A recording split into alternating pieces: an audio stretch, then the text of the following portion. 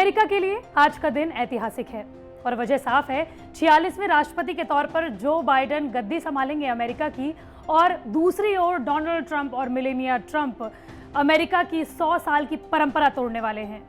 लेकिन आज हम आपको ये बताने वाले हैं कि ये परंपरा किस तरीके से टूट रही है और अमेरिका में जो शपथ ग्रहण समारोह हो रहा है, जिसे कि अमेरिका में इनॉग्रेशन डे कहा जाता है, उसमें आखिर क्या कुछ होता है और किस तरीके से भारत के शपथ ग्रहण समारोह से बिल्कुल अलग होता है। लेकिन अगर आप इस वीडियो को देखते देखते ये सोच रहे हैं कि अमेरिका के शपथ ग्रहण समारोह से हमें क्या वास्ता, तो दरअसल पूरी दुनिया अमेरिका के चारों ओर घूमती है।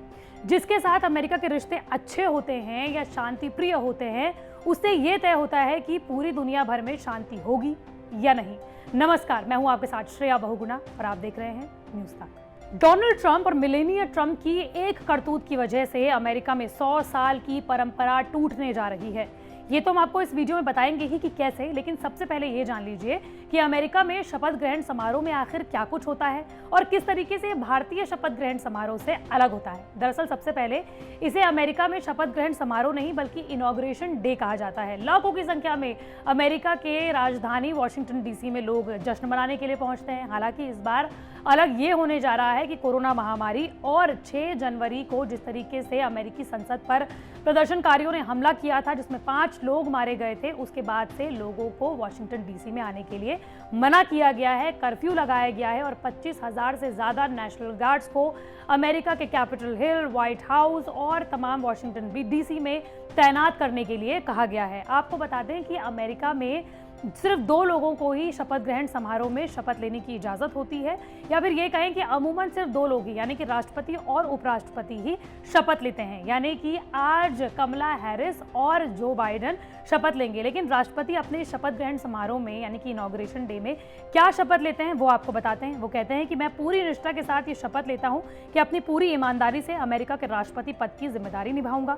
मैं अपनी पूरी क्षमता के साथ अमेरिका के संविधान का संरक्षण, सुरक्षा और बचाव करूंगा। और इन शब्दों को बोलते ही वो अमेरिका के राष्ट्रपति बन जाते हैं और अमेरिका का पूरा पदभार उनके कंधों पर ही रहता है। अब बात करते हैं कि किस तरीके से मेलानिया ट्रंप और डोनाल्ड ट्रंप 100 साल की परंपरा तोड़ने जा रहे हैं। दरअसल डोनाल्ड ट्रंप ऐसे चौथे राष्ट्रपति होंगे जो कि अपने आने वाले राष्ट्रपति के इनॉग्रेशन डे यानी कि शपथ ग्रहण समारोह में उपस्थित नहीं होंगे, और ऐसा 100 सालों के बाद हो रहा है। इससे पहले 3 राष्ट्रपति थे जिन्होंने अपने आने वाले राष्ट्रपति के शपथ ग्रहण समारोह में शिरकत नहीं की थी। वो थे जॉन एडम्स, जॉन क्विंसी और एंड्रू जॉनसन।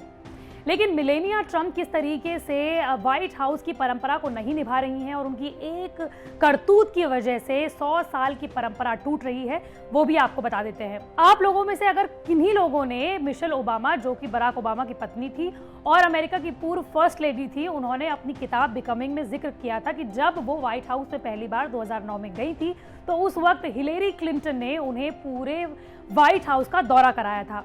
और ये एक प्रथा होती है जिसे कि टी.एन. टूर कहा जाता है अमेरिका में, जिसमें कि जो फर्स्ट लेडी होती है यानी कि राष्ट्रपति की जो पत्नी होती है, वो राष्ट्रपति जो आने वाला है उनके पूरे परिवार को व्हाइट हाउस का दौरा कराती है। और इसे पावर ट्रांसफर कहा जाता है, यानी कि इसे फॉर्मल तरीके से आप तमाम जो शक्तियां हैं वो दूसरे राष्ट्रपति और उनके परिवार को दे रहे हैं। लेकिन मेलानिया ट्रंप ने ऐसा करने से साफ साफ मना ही नहीं किया है, बल्कि उन्होंने जिल बाइडेन, जो कि जो बाइडेन की पत्नी है, उन्हें किसी भी तरीके का कोई इनविटेशन भी नहीं दिया है और वो इस तरीके की कोई भी परंपरा नहीं निभाने वाली हैं। ऐसा सबसे पहले 100 साल पहले हुआ था और 100 सालों में ऐसा कभी नहीं हुआ कि जाने वाले राष्ट्रपति की पत्नी ने आने वाले राष्ट्रपति के पत्नी और उनके परिवार को व्हाइट हाउस का टूर ना कराया हो। आपको बता दें कि इससे पहले जब भी कभी शपथ ग्रहण समारोह हुए हैं, लाखों की संख्या में हुजूम वॉशिंगटन डीसी पहुंचता है, वहां पर होटल्स बुक हो जाते हैं, जश्न पूरी रात भर चलता है। लेकिन इस बार ऐसा कुछ भी नहीं होने वाला है। जो बाइडेन ने अपने समर्थकों से खास तौर पर कहा है कि कोई भी वॉशिंगटन डीसी ना आए। इसके दरअसल 2 कारण बताए जा रहे हैं। पहला है कोरोना महामारी और दूसरा है जिस तरीके से 6 जनवरी को कैपिटल हिल, जो कि अमेरिका की संसद है, वहां पर हमला हुआ था। प्रदर्शनकारियों की ने जो हमला किया था उसके बाद 5 लोगों की मौत हो गई थी और अब वहां पर नेशनल गार्ड तैनात किए गए हैं। और अब जो बाइडेन ने अपने समर्थकों को को किसी भी तरीके से वॉशिंगटन डीसी आने से साफ साफ इनकार किया है। चलिए जाते जाते कुछ इंटरेस्टिंग फैक्ट्स आपको बता देते हैं। दरअसल पहले तक इनॉग्रेशन डे में जाने के लिए आपको टिकट लेना पड़ता था। हालांकि इस बार कोविड-19 है और जो बाइडेन के शपथ ग्रहण समारोह में जो लोग भी बुलाए गए हैं, आमंत्रित किए गए हैं, उन्हें अपने साथ सिर्फ एक शख्स को लाने की इजाजत है। साथ ही दूसरा फैक्ट ये है कि 1930 के दशक तक जो ये शपथ ग्रहण समारोह यानी कि इनॉग्रेशन डे होता था वो मार्च में होता था। इसकी सबसे बड़ी वजह ये थी कि राजधानी वॉशिंगटन डीसी तक रिजल्ट आने तक महीनों का समय लग जाता था। लेकिन जैसे जैसे टेक्नोलॉजी ने उन्नति की वैसे वैसे इस समय को घटा दिया गया। हालांकि पहले जो ये 4 महीने का समय था उसे लेम डक पीरियड कहा जाता था। मंडे टू फ्राइडे में इसी तरह के वीडियो आप तक लाती रहूंगी। अगर आप भी किसी टॉपिक के बारे में जानना चाहते हैं तो कमेंट बॉक्स पर जरूर बताएं।